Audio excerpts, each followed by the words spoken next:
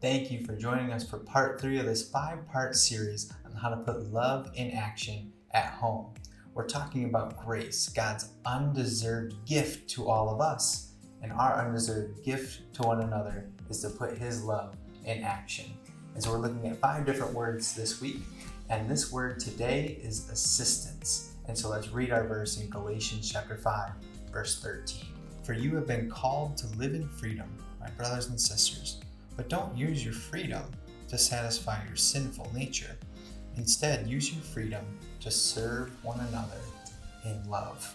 Now, what this verse is telling us is that because of what Jesus did, we are free. He has forgiven us. That forgiveness is offered to every single one of us. And when we take Him up on that, it is the most amazing thing that can ever happen in our lives, to give our lives to serve Him. Now, in serving Him, He tells us to serve others. So when He says that our sins are forgiven, that doesn't mean that we continue to make this all about ourselves. It doesn't mean that we continue to maybe take advantage of God's love for us to get what we want or to do what we want. He says, hey, now that you know what it's like to be forgiven, I want you to go all in. I want you to go all out in serving one another, serving people in love. That includes the people in your own home. How can we be of an assistance to the people around us? How can we serve other people at home?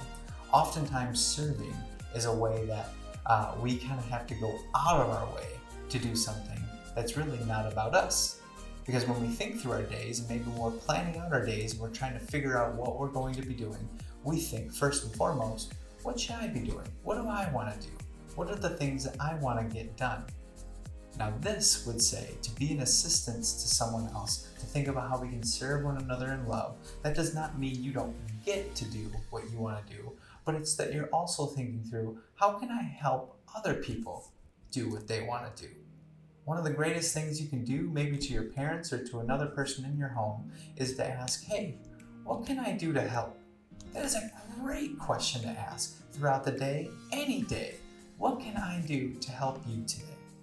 What a great way to maybe start your day, or maybe just kind of in the middle of the day when everyone might be feeling a little frustrated or you're not sure what you could be doing. Ask, what can I do to help you?